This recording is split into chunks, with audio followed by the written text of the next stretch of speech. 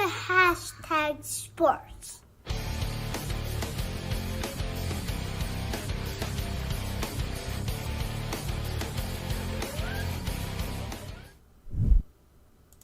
Well, ladies and gentlemen of Hashtag Nation, welcome back once again to a fun-filled episode of Hashtag Sports, where we're always trending now and trending later. And if you're new here and you like Buffalo Bills and NFL content, why don't you go down and turn that red subscribe button gray so you can get all the content from Paul and myself here at Hashtag Sports. And also, to start off our episode, we want to do our stream, we want to definitely tell everyone about the channel membership that we have. Where 50% of all proceeds go to the Punt Foundation, and we're very happy to be donating to that. And we have a lot of individuals who have been joining over the recent weeks, so we wanted to say thank you to all of you right away and give you guys your shout outs. So for the practice squad coming in once again, we got Shiva Hari, Steely fan, and German Buffalo. Every time I see Steely fan, I just gotta laugh. German Buffalo and Rick Beam are on the practice squad. 55-man roster is loaded now. We got a lot of new players that were drafted this year. We got Scott, Stefan, Tim, Benjamin, Anthony, D-Wag, and Bryce, and Rich G. Thank you guys for your contributions to the channel as well. In the Pro Bowl, we got Pierre, Tony, Joe from Believers Talk, and Tim Schneider. That was a great try. I messed it up last week, too. You sure did. That's what happens. All right, All-Pro Selection, Richard Smith, thank you very much. And our Hall of Famers, which we were just discussing some things here and there, which were very funny. Apex, Hendog, Donnybrook, Evan, Paul, and Rice Grange. Listen, guys, if you're just listening, you're watching, and all this other stuff, please hit that like button to get the content out to all the Bills fans all over the nation and, help support the channel, all that stuff. We really do appreciate it. So, that being said, I will kick it over to my esteemed colleague who I kicked out of the Zoom meeting that we had earlier. Sure did. Sure did. Totally unintentional. But that being said, you know what? If the Buffalo Bills, Josh Allen, and some of the offensive players can get together, you know what? You and I can get together tonight and talk about it. I know, right? Yeah. It's and the nice thing is we don't have to worry about who isn't going to show up because it's just you and me.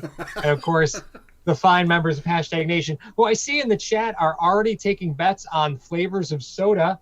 So let's see here. We're double barreling tonight. It is. I got a Topps root beer. Very excited about the Topps root beer. And then spicing it up a little bit. Mountain Tops. Mountain Top. Is that the Mountain Dew version I'm taking? It says citrus soda. I'm guessing yes. Yeah, that's what I'm drinking tonight. It's not as fun as the stuff we usually get to drink when we're together. Yeah. You see, I live a tough life when I don't get to see you every week. Yeah. Just White Claw City, man. Man, you and those white. I know. I had a whole case of them. I had to get rid of them, Mario. I had a whole case. I understand, and I understand there's no laws when drinking the Claw. However, Paul, there is.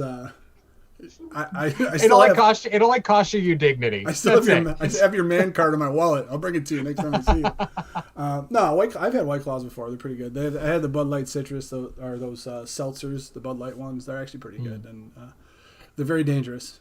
But let's kick it over to the chat with our first topic today. We're talking about a lot of news coming out from Josh Allen and the rest of the offensive players. Bud Light Lime. Oh, yeah, Steven. I would definitely love some Bud Light Lime at this point. I only got my little Gatorade Zero here because, it's quarantine life. That being said, good, bad, interesting, not really a story. Is it only a story because nothing's been going on with Buffalo here and there? Some players there, some players not there. We're going to talk about it all. But, Paul, give me your first take on the players that met down in Florida that we have in the esteemed picture. In the esteemed picture. Yeah, so a healthy number of Bills players went down to Florida to practice with Josh Allen. And this is exactly the kind of leadership that you expect from a quarterback, right? Absolutely. A young franchise quarterback. Like when you talk about a kid that just does it right off the field, it is Josh, man. He just does everything off the field right. And it's really hard not to pull for him. To work out. And we've been saying it for years now on this channel. We can officially say years. There is nobody who wants Josh Allen to be the quarterback of the Buffalo Bills more than Josh Allen. He really, really, really wants it. And, there's a story here about who made it and who didn't. If you look at it, it was primarily all skill position players, and the players who aren't there, there were so many down in Florida. Sure, there might have been, something stopping them from being able to make it to this practice, but this is the only practice that these players are getting right now. Like team facilities are really only open to Bills players if they're rehabbing from an injury, and there's still got to get this off season working. There was a lot of really positives today, and I can't wait to talk about how practice went. Yeah, I'm really interested in that as well. We got the Life of John, Trek Reviewer, Stephen B. Lightning, John Marlowe all coming in the chat. They're just throwing up their Elliot says the flying V because the Gordon Bombay comment. I was just driving everybody around. So so I guess you could say, everyone could say it's the first time he met Diggs, which is really interesting because I thought he may have crossed paths with him when they played in Minnesota 2 years ago. So I don't know if maybe they said hi to each other. I don't know what's going on with that.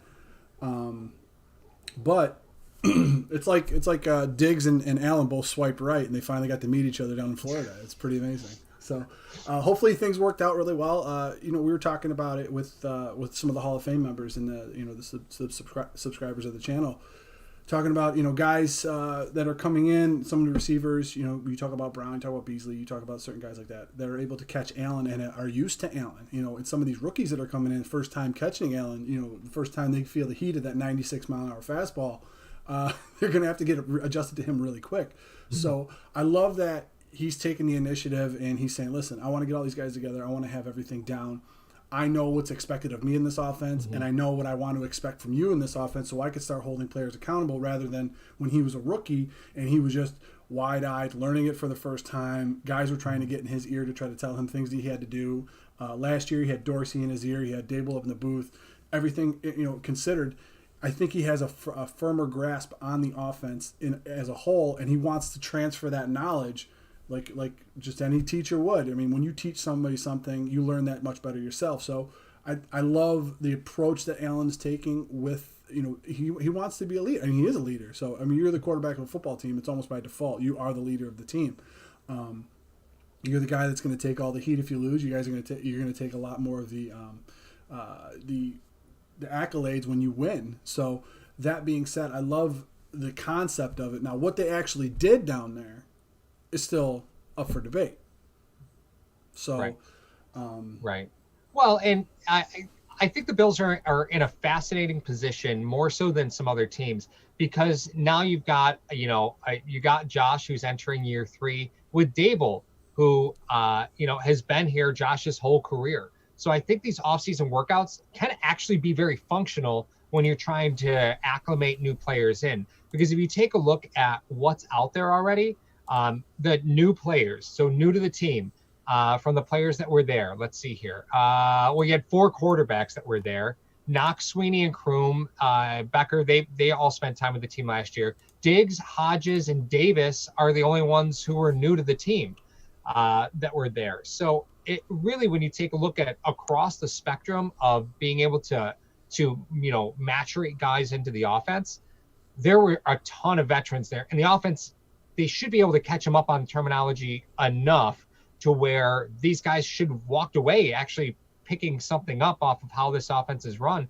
Not many teams can say that around the NFL, that you can go down there and have functional practices with no coaches.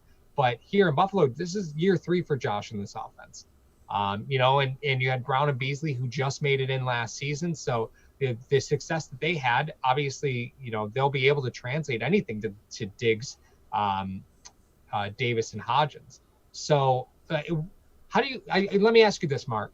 How do you feel like this is different if the Bills were changing offensive coordinators? Do you think we'd be paying as much attention to this if we had a new offensive coordinator? Or do you think we're paying attention to this because, this is the same, we were running the same offense that you did last year? You got some continuity here. I think, number one, it's a big news story because nothing has happened. Nothing's been going on. I think that's number one. That has to be a big deal. Yeah. If the if he was down there, it'd be an interesting question if they had a new coordinator and everything else was going to be changing, and like, what are they going over? Were they given the playbook? Were they given certain things to work on? Were they doing this and that? I think it's just all about trying to get a feel for the players that you have. Now, when you come into a camp, as a quarterback, when I went into a camp, for the first time playing with new players, you didn't know when a guy made his cut, how fast he came out of his cut, how certain things were. So you had to get your timing down on that. Now, is everything going to be solved, and is there going to be chemistry because they practice once down in Florida? No, it's not going to be like that. However, you can get a feel for how a guy runs his route, how when he dips his shoulder, what happens when he and his releases and stuff like that. And the other thing, the most important thing that you hinted on and you actually talked about is Beasley. Getting in the ear of Diggs, maybe getting in the ear of Davis, getting in the ear of Hodges, and saying, okay, when camp finally comes, this is some of the things that the coaches look for. These are some of the things that. Now, does he have to do that? No, it's just like if. And I don't. Maybe correct me on this. Fromm wasn't there, was he? He was. All four quarterbacks. Okay. Webb was there. Fromm was there. Barkley and Allen. He doesn't need to teach Fromm what he knows. Not necessarily, you know what I mean? I know I'm probably going to be stepping on some toes here, but he doesn't really need to teach Fromm what he knows. He could tell him certain things, and that's great. Just as like Beasley doesn't have to tell these rookies who are possibly coming for his job. He doesn't really have to tell them anything. However, I think, and I'm going to harken back to this, I may catch some heat in the chat, the culture that has been established in Buffalo for the team itself has led to that continuity being and that chemistry being developed even when the coaching staff isn't there. And I think you start to learn more just from player to player because the communication is so much different than coach to player. And it could be, there's so many things that you can end up doing. And I'm so curious to see how those workouts went and how, did he just launch a bomb to Diggs for the first play? Like we saw it in the chat. So it's interesting to talk about, and it's definitely a great story for Buffalo and for the future. Everyone likes to talk about the window of the Buffalo Bills right now, but the future of this team and how these guys they want to get out there and they want to start developing together. And you could tell that they had been on quarantine a while with some of the haircuts that I saw in the picture. So yeah, we got to talk to Josh about that neck beard. He looks like Andrew neck Luck. Beard. Yeah, I mean, we got to talk to Josh about that neck beard, right? That's no good. No good. He needs to get the Manscaper 3.0 or something like that. The commercials I always see. Those are crazy. I don't think that shaves the same part of the body that you think it shaves. I don't think you paid attention to those ads. I'm going to the chat. I'm going to go to the chat. So I was actually just about to hit the chat. Richard Forbes says, I've been saying this whole offseason, Josh Allen's going to be a 70% passer. Sean Munley says third season in NFL weight training program, talking about Josh looking big. And he doesn't look unhealthy big. He looks strong big. So few of us, Paul. I know, right? Tell me about it. DLC in the house? D-Wagon says, I haven't heard of any other NFL teams doing this right now. Funny story about that. Tom Brady was holding activities. He arranged practices down in Tampa, and they went to a park, just like a park, because they were all closed in Tampa at the time. And the police showed up and kicked them all out. I remember that, yeah. And then the mayor apologized to Tom Brady. The mayor apologized, like, sorry, Tom, sorry about that. Didn't he trademark a couple phrases too? Oh, I don't know about that. He trademarked Tampa Bay and Tampa Brady, I think. Oh my God. He trademarked them. So stop it. Yeah. Whatever. He's 75 years old. He's in it for marketing at this point. I don't know. Whatever. He's a tax-free state. That's what he wanted for his contract. Yep, that's it. That's it. Paul gets an exclusive interview with McDermott over some wings and ranch. Yeah, I think a lot of people judged McDermott for that one. Now regionally, like in Buffalo, we know what kind of blue cheese you really eat with your wings. There are other places that might not really, be onto that, right? They might be getting the wrong type of blue cheese. They're out there grabbing crumbled blue cheese and just like, this is terrible. Yeah. Like, you smother your wings in this? This is awful. just crumbled blue cheese. You know, like, well, you got to be careful. B Lightning said, okay, so no talk about Allen being picked as the third best quarterback in the AFC. We actually had an episode this past week on that where a lot of you, thank you guys. It got quite a bit of views and got quite a bit of traction with the comment section. Paul dominated that comment section there. I think it had over 200 comments. So kudos to him for wasting a day of his life, maybe 2 days of his life doing that. But I'm just trying to scroll to get a couple, because I know Trek Reviewer, he came in and he had a very interesting point. He posted it 2 or 3 times, and I do apologize that we're not deep in the chat right now. We're going to get to all your stuff, guys, and stuff we don't get to. Obviously, we're going to film as episodes this week. He says no, it wasn't the Redskins one. It was the all right rumor that the Colts. Oh yeah. So there was a rumor floating around that he had posted in. Where is it? I don't know if he put it in the chat.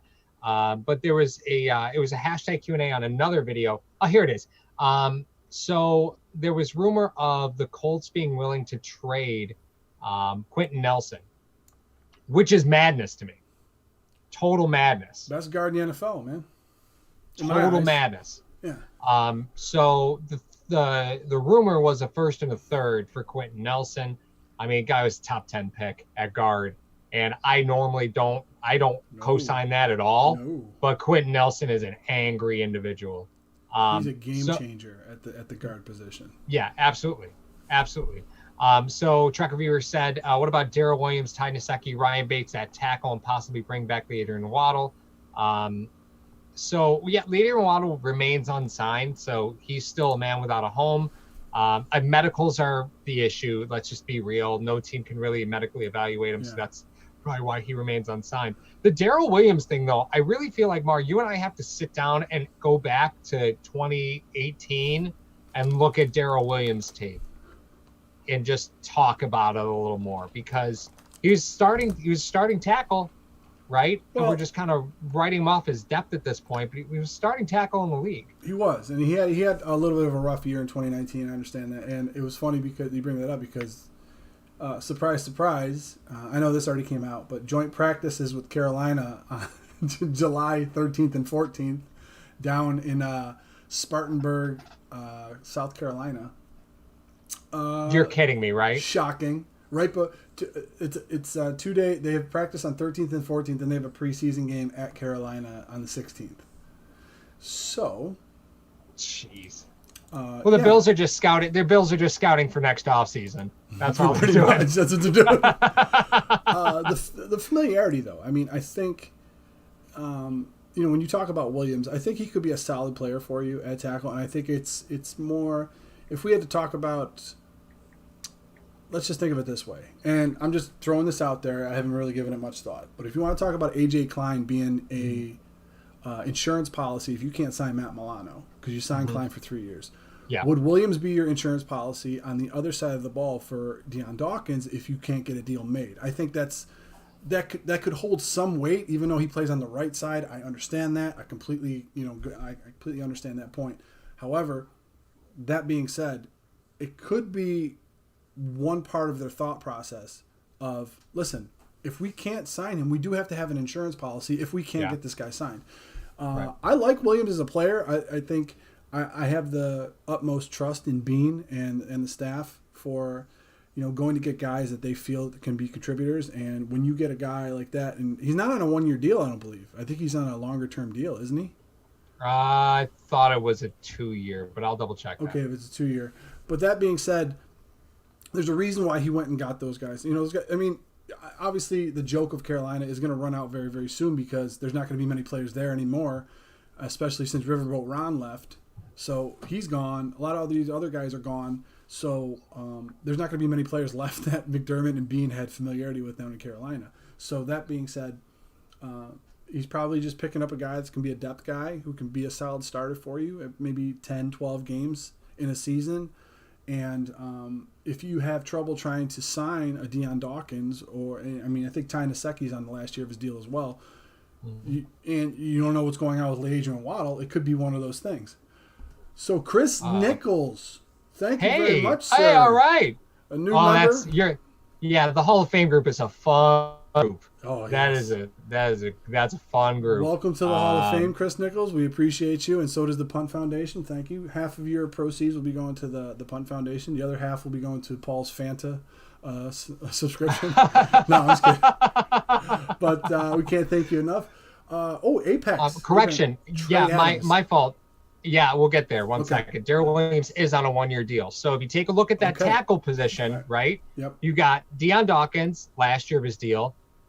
You've got Ty Nsekhe, last year of his deal. You got Darrell Williams, only year of his deal, right? Yep. So there's 3 tackles right now that are they're in Nowhereville, right? You got to make a decision on somebody there. So does that right? make Darrell Williams the Quentin Spain of this year? Well, you have him on the roster, and then if he happens to win the job, he happens to win the job. Yes, because that's the way they like it. They like that. They love that competition. Being McDermott's even said it himself. You have to earn a right to be on this team. We'll get your foot in the door, but you have to. What are you laughing at? What did I mention in the chat? Evan Anderson. I should send Paul an International Fanta of the Month mystery box. Oh my god! So yeah, the Zoom chats are fun, definitely, Hen Dog. Let's transfer this over to Trey Adams, because I know you did a lot of research on him. He's pretty much only known for that whole combine interview, but let's get past that and talk about the guy's skill set. Right. First round talent kind of guy. Second round talent kind of guy. Honestly, very true. Slipped out, had injury issues, which the Bills they've been, más o menos with some of those things. They haven't really. Sometimes they'll take guys with injuries, sometimes they won't. Right. And in that respect, could he be a guy that kind of just comes out of nowhere? I mean, I'll be perfectly honest. I like Bates on this team. I really like Bates on this team because you talk about a guy that can play from center to tackle, can do all that stuff. He is your utility guy on that offensive line, which probably is the reason why Adrian Waddle hasn't been signed, which as your quote-unquote swing tackle in there. Bates can be one of those guys that can play both. So, hey, Dan Mitchell, welcome to the practice squad, buddy. Thanks for coming aboard. Appreciate it. Unfortunately, Dan, it is root beer. Dan's like, is Paul slamming brews? I was like, I'm not full Dan Mitchell. I'm not slamming brews. I don't have my vape. Like I'm not full down Mafia yet. The hair flow is not as crisp. Matt, it's no, dear God, no. Why we're wearing hats, ladies and gentlemen. That's why we wear hats. 2 guys that have faces for radio, and we're on YouTube. But talk to me about Trey Adams and the stuff that you scouted, Paul. I'm very interested. Yeah, so a really good video to go back and watch, and the people, which some of the members of Hashtag Nation will actually get a behind-the-scenes look at Trey Adams because I cut together a scouting video for him. But a couple of the big things about him to know is, one, he's super athletic, probably one of the best pass blocking or best pass protection tackles in the entire draft. Now you say, well, Paul, how did he go as an undrafted free agent? He's got some bad habits, and he lost 2 seasons to injury. So this last season, he played the full season, but you could tell like he spent all the last 2 years rehabbing, right? Yeah. His play strength wasn't really there. He's a guy that you go ahead and you bring in now. You're going to waive him. You're going to put him on the practice squad, and you're going to let that award-winning strength and conditioning coach get his hands on Trey Adams and turn him into a manimal. Because from a pass blocking standpoint, he really is a very, very good tackle that got himself in some pretty bad situations because he knew he wasn't as strong as he needed to be. But honestly, he's the stuff that he does on a real finite level is awesome. Communication with the guard. You want to talk about guys trying to stunt on him? He does a great pass off to the guard, great communication, really understands blitz pressure really well. And that's what you'll see in the highlight video that I put together, in the scouting video I put together for the members of Hashtag Nation and the membership packages. So, it's that's a really good signing. Like that's one that people might not totally be on to because the guy is he's a funky dude in an interview. But he's a funky dude in an interview. But he also put up one of the worst combines for an offensive tackle this year. Like ran the slowest 40, could barely bench anything. and you watch his tape and you go, okay, well, I see that, right? Yeah. But it's the fundamentals that he's got really on lockdown with a couple small things. As I said, he got himself into a couple bad habits because of strength issues. But I think it's fixable. And it's interesting too because many people won't know this, but and I don't want to pretend that I'm at the caliber of an athlete as an NFL player. But Paul, and you know this as being a baseball player coming back from an injury. Yeah. When you come back from an injury, and I'm sure a lot of the nation knows this, when you come back from an injury, you can't play. Sometimes you can't play at the level that you were playing at previously, but sometimes you have to find ways to get the job done. Right. And what Paul is speaking of is the technicalities that are the technique that this kid has and he possesses. You don't have to work with him. You just got to work with his, like you said, his strength and conditioning, get everything else fine-tuned. Usually it's the other way around where the Bills will draft a freak athlete, right, and then you got to coach him into the techniques and the fundamentals. This is kind of the reverse of that, where they got Adams. He is a guy that you don't have to worry about his technique and a lot of things that he does. You just have to get him. And then But having that injury, you end up focusing more on the fundamentals when you come back to do certain things because you can't do things at a certain speed or certain range of motion, all other stuff that you have. So that being said, I think may have aided his progression in his fundamentals and how far along he is for a guy that wasn't even freaking drafted. So right. In that respect, that's what I like about the pick itself or him getting picked up. And there's a couple quotes here in that I want to pull out of the live chat. So Tony B says, as long as the bad habits don't result in him being found on the field naked, he's good to go. Apex says, so did Orlando Brown Jr. Orlando Brown Jr. was talked about as a top 10 pick and put up just a horrendous combine. Like it was just, let me put you this way. You could hear his stock falling in the draft. You could audibly hear it during the combine.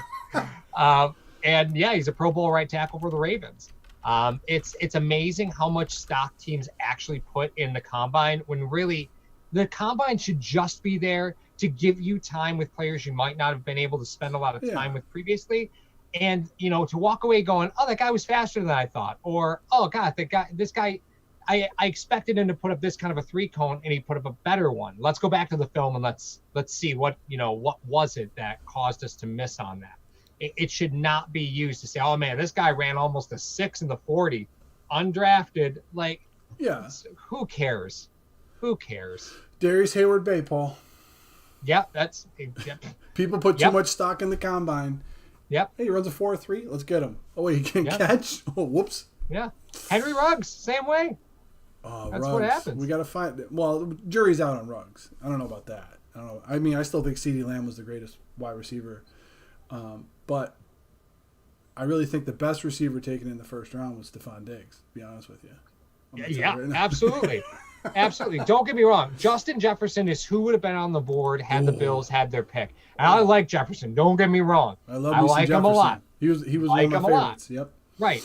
But if you're asking me, am I going to take Justin Jefferson or am I going to take Stephon Diggs? I'm taking Diggs. Like it's absolutely taking Diggs. Because you got Brown and Beasley, they each have 2 years left on their deal, and you got Diggs. So right now you've got the next 2 years of really solid wide receiver talent. Absolutely. And now you're not rushing to get Hodges or Davis or Foster. I mean, people even forget Foster's on the team. Granted, he wasn't in Florida. I think he forgot he was on the team too. Would have been nice for him to be down in Florida with Allen today, but he was told not to go. Oh, stop! You can't verify that. Sources, sir, sources. Oh God. This just in. I don't believe he was there. No, we're checking that. He wasn't. But I mean, it's. Yeah, I mean, we beat to death sometimes the combine and how people put too much stock in the combine. But the Bills have something that is probably going to be very intriguing to other teams in the fact that of the depth that they were able to acquire, and they have the rosters at 90 now.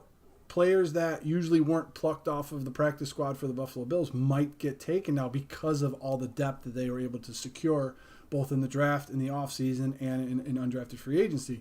There's so many guys that could, if put in the right system, could just flourish. And, Adams might be a guy that gets stolen if that happens. But if the Bills, if they don't let him see him, we always talk about that all the time. We talked about that with Duke last year. If they don't trot him out there in the preseason games for people to see what he's capable of, then they might not. But if you try to put Duke Williams now on a practice squad, there might be a team that will, the Giants might do something. You know what I mean? So, yeah, there's a lot of teams with tackle problems right now. It's because the unfortunately the washout rate of tackles is so high, right? It's in college. These guys they only have to protect for 2.5 seconds, because that's the thing about I think that's kind of like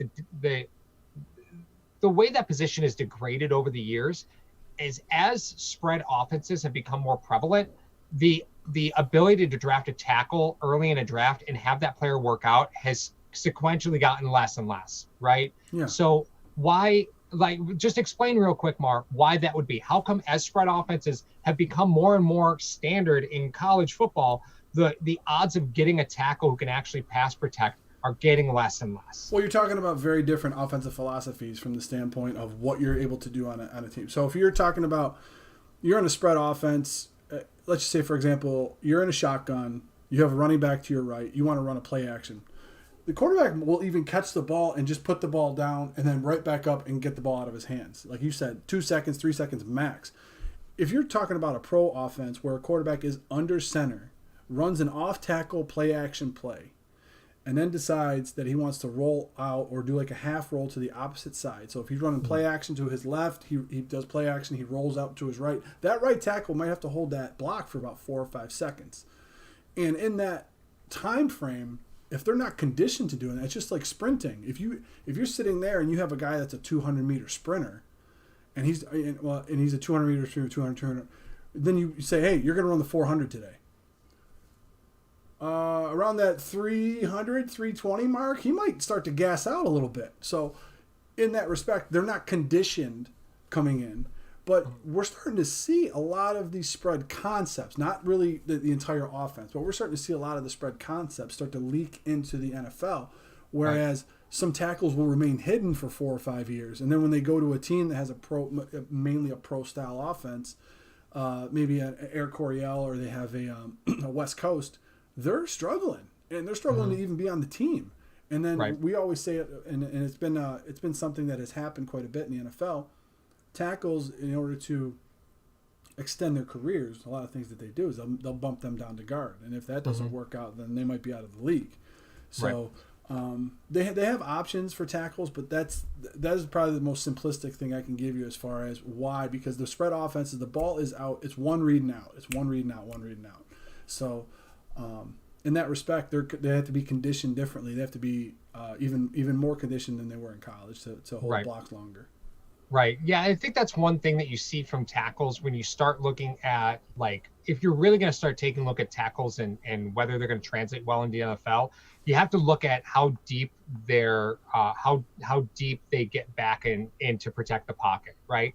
If you see tackles that are just meeting guys at the line and all pass protections, then that's a kid that's going to struggle in the NFL, because in the NFL you can't meet these defensive ends on the line of scrimmage. You can't. In pass pro sets, you got to be able to break back and you got to be able to shape that pocket. So if you are going to spend time going through tackles, because this upcoming draft, that's going to be a big focus for us, I think. We're going to be looking at a lot of tackles in next year's draft. That's one thing you have to look at, is how deep can these guys get in pass pro sets and really still maintain the edge of that pocket.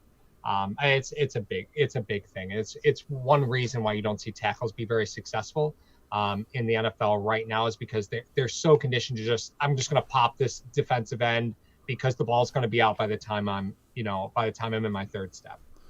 Yeah, it's tough. It's really tough. I mean, that's and that goes along with the conditioning. Obviously, and that's why we talked about going from a spread to a pro style offense or any type of offense that's in the NFL right now for a wide receiver. That's why we talk about the development being so long for a wide receiver. And why it's so great that the Buffalo Bills have Brown and Beasley for 2 more years, and then they got Diggs for 4, and then they have these 2 rookies waiting in the wings that they can help develop. And with what happened with Josh Allen down in Florida. I mean, hopefully that development has started, and the wheels are starting to turn as far as those kids go. Right. Quick correction. Emmanuel Lewis says Foster was there. He's actually in the bottom left of the picture. Les Mistress says, hey, Foster would have been there. It would have been in the picture if he hadn't ran the wrong way out of his break again. Evan Anderson asks a really awesome question. It says, do you see Bean on the trajectory to reach Polian-esque levels as a GM in the next 5 years? Sean Munley says, Polian, no. But Bean is already the third best GM of my lifetime.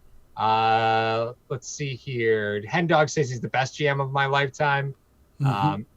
I think football and hockey are two very different animals in that respect, right? So both owned by the same organization. Do I think Bean has done a phenomenal job? Without question, right? Yeah. Phenomenal job. But I know people get frustrated with the Pagulas.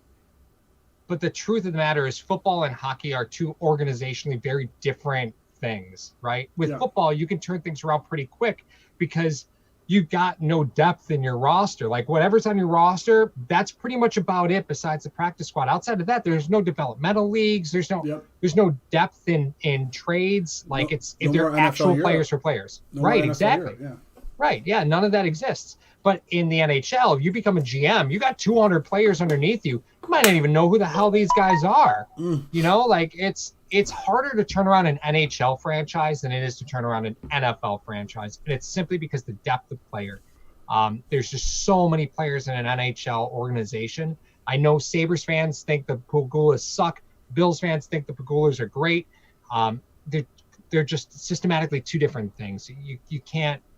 You can't hire a GM in hockey and expect things to go well the first year or two. It's not going to happen. It's like when you hire a coach in college football and he goes like 10-2 his first season. You're like, oh, this was a great hire. No, it wasn't. This is Charlie Weiss. No, it wasn't. God. I was waiting for you to bring up Charles. Oh yeah, of course. Charlie Weiss goes to Notre Dame and everybody thinks he walks on water. And then he starts recruiting his own class and they sucked. He's terrible. They're still paying him. They probably are. Bobby Bonilla-esque contract. Yes. But I think that's a difference, right? Bean saw opportunities to improve the team right away, and he took them. Yes. From the NHL standpoint, you can find ways to improve your team, but that doesn't help your team in the long term. And that's what fans are interested in Buffalo. Well, I think the major difference is going to come in with a Polian-McDermott comparison, which is very high praise for McDermott. I think I like a lot of the things that he's been doing in such a short time, but we have to remember he's been here technically 2 years. They made the playoffs to 1 year. He's been able to acquire talent at low contract. The beauty of what Bean is able to do in contrast to what Polian had to do is the salary cap. Mm-hmm. It's vastly different. But when you want to take a look at Polian, now here's the question you have to ask yourself. Polian did it with the Bills, and also he's the guy responsible for getting Manning, Harrison, and Edgerrin James on the Colts. Right. So he went to two different franchises to do that. Now, depending on your view of how much pull that Bean had when he was in Carolina, they ended up going to a Super Bowl on the players that maybe he scouted, he was able to acquire. Because remember, it was Marty Herney that was the GM there, not him. And also Gettleman. So it wasn't technically Bean that was the GM. He was the assistant GM, and he was the pro player scout and all this other stuff. So depending on your view of how much pull he had in Carolina, he was able to acquire, you could say he was able to acquire talent down in Carolina that ended up bringing them to a Super Bowl. He brought talent to Buffalo and acquired talent through the draft and free agency where they're projected to win the division this year. So in that respect, I think it's a question of longevity and how much do you think he influenced the decisions down in Carolina. I think that would have to be a big thing. But that's definitely high praise if people want to compare him. I think everyone's just really excited that you have what appears to be a very competent GM that is making decisions, that is acquiring depth. Because I'm curious to ask the chat this real quick. Would you feel this way about McDermott if the Bills did not go through a drought? So if every 2 or 3 years they made the playoffs within the drought, and now he's here and he's like, well, he's been here 2 years, they made the playoffs once, I'm not ready to anoint him. Do you think that because of those 17 years that were there, that the Bills, it didn't seem like they had any kind of direction or blueprint in the front office? Now they do. Is that amplified for McDermott? I that's my question. I don't know. Well, I think that's an interesting look at it, right? Because let's be real, right? Bills on Sunday have been, they're the cardiac kids, right? Yeah. It's every game is a nail biter. So if you're looking at in the lens of the Bills having other successful head coaches, then a McDermott team could be probably a little bit more what's the best way for me to phrase this? A McDermott team doesn't put other teams away, right? We haven't seen that yet. No. Right? The teams kind of hang around.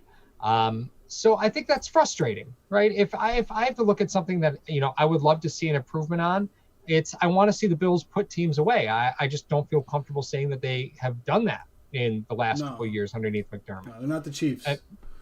Right. But with respect to Bean, you mentioned how long he was in Carolina. I think he was in a position of authority for so long. He got to learn what mistakes you can make and what mistakes you can't make without really ever being super accountable for them. Right. So I think that learning experience of being down there and being an AGM and pro personnel scout for 20 plus years in the same organization, you learn the things that you're willing to tolerate and the things that you're not willing to tolerate. Yes. You learn the mistakes you can and can't make. And, that's invaluable information. That's totally invaluable because the Bills have hired GMs in the past who have had to kind of learn on the fly. Look at Marv. I love Marv, but I mean, Marv was learning on the fly. He didn't know how to do any of that stuff. Yeah. Bean had a lot of opportunity to learn what not to do in Carolina. Yes. And he's been successful with the things he's decided to pull the trigger on. I mean, that's it. Yeah. Thinking about and just discussing that about Bean, and it's funny because I thought when you're talking about that with the Bills, with the cardiac kids, they don't put teams away. I instantly thought of a Moneyball quote. Remember what he said about when you bring the guy in the office, how do you fire a player? He goes, Mm-hmm. would you rather get shot in the head or to get stabbed in the stomach 6 times? Right. You know what I mean? He goes and bleed to death. Well, that Bean is the latter. You know what I mean? He doesn't have talent and players that will put games away. Mm-hmm. They're the cardiac kids. They're gonna death of 1,000 paper cuts. That's what it's gonna be. Right. But they're technically sound players that won't fly off the handle at a moment's notice. So, right. I'm really excited what Bean has been able to do and what and you bring up an excellent point. The fact that he probably had very little accountability down in Carolina, but was still learning the ropes of, hey, I want to do this one day. I need to know what I need to know and what I don't need to know and how to circumvent certain things. Mm-hmm. Right. And deals that he's been able to do. He seems like he's a wizard at the salary cap and trying to discuss and negotiate deals for certain players. Now, I don't know if he's the number one guy that does that, but he'll get the credit for it because he's the guy running the thing. Right. Yep. Exactly. And, it's who just said it? Chris Nichols, player turnover and cat manager. Yeah, it's not an easy job to do what he did last season, to completely rebuild an offensive line. 100% completely rebuilt it, right? Yeah. That's nearly impossible to do in today's NFL. It is. You retain one starter. It's impossible to do that. And you just wipe the slate clean. You got to give him credit for that. I think that's I know people talk about, the moves that he's made, getting Milano, signing Poyer and signing Hyde. The rebuilding that offensive line last season to me was the most impressive, because you're talking about not getting 2 guys to work in tandem. You're talking about getting 5 guys to work in tandem, especially since one of them was injured the entire preseason. And still came back. Mitch Morris comes back and was still effective as your starting center. That to me was the most impressive thing he's done as a GM. And I know it's not the most popular thing, but what he did was near impossible in today's NFL. Near impossible. I agree 110%. Although I want to add on to that. if I were to go to camp right now, and you could tell me, aside players and coaches, all this other stuff, if there are two people that you can meet at camp right now, when you go to camp, who would the two people be? Now, for two specific reasons, because of what happened last year and what I foresee will happen this year in 2020, the two people that I would like to meet are not players. You don't want to meet Allen, you don't want to meet Tre'Davious White. Obviously, I'd love to meet both of those guys. However, if you give me the choice, if I'm at camp, you get to sit down for 15 minutes with two people. I'm sitting down with Bobby Johnson and Eric Washington. Those are the two guys that I'm going to sit down and pick their brains for 15 minutes about OG Bobby Johnson. How did you take a line that never played together before? You just threw them together. What were some things that you did? What were some things you taught? And I want to go look right over at Eric Washington and be like, listen, what are some things that you are bringing up from Carolina in that respect of philosophy that you're going to try? Because everyone wants this defensive line to start getting sacks left and right and doing this. You got AJ, you got Hughes, you got all these guys, these studs on the front line. Those are two guys that if I could have 15 minutes to sit down and talk football with, those are the two I want to talk with. Because everyone knows about Bean. Everyone want to go talk to Bean. Would I love to talk to Bean? Yes. McDermott? Absolutely. I think Bean and McDermott won't give you any juicy stuff. To me, I think they'll give you like front page, quotes, certain things like that. If you talk to Washington and Johnson for 15 minutes, I think you'll laugh your face off. You'll have a good time, and you'll learn so much because that's where the game is won. Right there between those two guys. Those two guys are going to be so crucial to the Buffalo Bills' success in 2020 that I can't wait. I really can't wait. The two people I'd meet at Bills camp. Tony B says Kim and Terry. Yeah, throw them in the chat. Who would you meet? So. Yeah, Gary says Brandon Bean and Josh Allen. Bean is definitely on my list of guys that I'd probably want to meet. Yeah. Like, Bean's probably number one to me. He really would be. Just say it, Paul. Just say who you're going to meet. And Brian Dable. That'd be 1 and 2. Are you serious? You would sit with Dable? Yeah. Just to ask him the Chex Mix question? that one is close to my soul. There's some burning questions that some people just need to have answered. I would want to just see what all the hubbub's about. I just have to see it for myself. You just would like to see Bean and Dable interact to see if it's like a very poor end of the rope marriage. Does he tell Dable what to say and what not to say, or does he look at him across the table? I thought you would want to meet Dennis Hickey and Dennis Locke. the two cap gurus. Yeah. Well, the thing about meeting Dable is that I hear he only likes to be in a room by himself. So, I'd probably have to do it over like a headset, walkie-talkie. You can sit in the booth so he's more comfortable. You hear crunching. It's like he's eating a box of peanut butter pretzels. John Calvin, I can't read that because it's a family show. Not doing it. Not going to do it. Oh, God. It's so funny. Yeah, those would be the two. Obviously, if it was just designated to players, I'd be interested in seeing Allen and White. I think would be the two, or Milano. Milano would be the other guy. But so interesting though. So interesting. Who would be met? Yeah, guys, we got about 10 more minutes left of the live feed. Just remember, if it's your first time here, go down and turn that red subscribe button gray and get all the notifications. Make sure you hit that bell. The other thing is, if you want to be a channel member, we're welcoming all the channel members. You get exclusive content before anybody else in the nation does. So you get the Cruise Control Sunday Drive and the drive-through. You get them before anyone else does. So depending on your level of what you decide to be, if you want to be on the practice squad, 55-man roster, Pro Bowl, All-Pro, or Hall of Famer, which we had a Hall of Famer join today, and a practice squad member in Dan Mitchell. Make sure you go over to his channel as well and check him out. But like I said, like we said, 50% of all the proceeds of your channel membership will be going to the Punt Foundation. We have a huge check that's going to be delivered over there once all this stuff is lifted of the quarantine and whatnot. The name, I can't say it, but we all know what we're talking about. That being said, Paul, there was for the last 10 minutes, there was something that happened on a previous stream. Oh. Where we talked about a little bit with the Hall of Famers just before we went live. Yeah.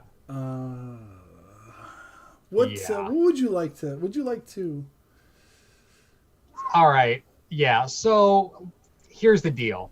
So, there's a video out there that I had done a live stream like.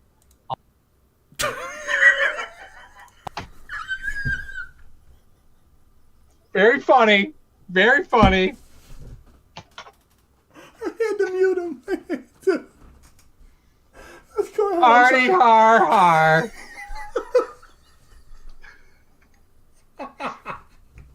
Oh my God. I'm done. All right, I'm done. I'm sorry. So I done a live stream at the very end. I was talking about the worst draft pick the Bills ever made, right? Who I thought the worst pick in Buffalo Bills franchise history ever was. And I got really into the conversation only to find out that I was completely muted the entire time after because the conversation started and I started talking about O.J. Simpson, and then that's where it stopped, right? So the last thing people heard was about O.J. Simpson. And here I am going off on this tangent, right? And the chat is just burying me. Like, Paul, you're muted. Oh my God, I don't think he has any idea. And it goes on for like 7 minutes until I realize what happened. But yeah, it's, we could have this conversation if you want to have it. For the last 10, the worst draft pick of the Buffalo Bills? Yeah. Yeah. Who do you think the worst draft pick for the Bills ever was? I think the worst draft pick for the Buffalo Bills because of what it symbolized for the following year. Time out. Can I guess? You know what it is. JP Lossman. Yeah. All right. Okay. Now, my reasons are very simple. Did I think JP Lossman was absolutely atrocious? No, I don't think he was atrocious. When I heard Mel Kiper say that he was the greatest quarterback in the draft from the waist up, I still don't know what that means. I need that explained to me. No. But the thing was, you got to remember, they traded the following year's first-round pick to get back into the first round to get J.P. Lossman. Why is that significant? Well, the next year, the Bills did not have a draft pick, and Aaron Rodgers was drafted 24th, where the Buffalo Bills would have been. So, that being said, if they would have just been a little bit more patient. Now, do I think Rodgers' career, if he came to Buffalo, would have been what it is in Green Bay? Obviously not. The Buffalo Bills were in disarray, the front office, you know what I mean? But they did have some really good defenses during the drought that were kind of wasted. You know what I mean? And that could be an episode that we do, the greatest defense during the drought. That being said, I think it's got for me, it's Lossman. Because I was just really focusing on first rounders. I'm not really focused on second or third or whatever like that. But I was solely focusing on first rounders. And I think it was. The thing was with Sammy, I don't think it was. You gotta understand. I just want to do this real quick. The thing with Sammy was you have to realize at the time there was no ownership for the Buffalo Bills. Russ Brandon was running the company store. Doug Whaley was there. Whoever was going to end up owning the Buffalo Bills, I think Whaley wanted to show them that he's bold, could make moves and get guys that he wanted. That's my thought. I don't know if that's 100% true, but that was the circumstances that were surrounding that draft in 2014 when they ended up moving up to get Sammy Watkins. Now, there's a bunch of different viewpoints on that. You could say that Sammy washed out, he didn't do this, blah, blah, blah, and all this stuff. I understand that. But that was always what I hung on because I thought that Whaley wanted to start proving to whoever owned the team next, he was a bold GM that can go out and get guys when he wanted to get guys. So take from that what you will. So, Paul, you were now you got the floor. There's gonna be no mute button. I won't do it again. You got the worst. That was funny. That was funny. Okay, so I want to bring up first. I see Donnie Brook in the chat.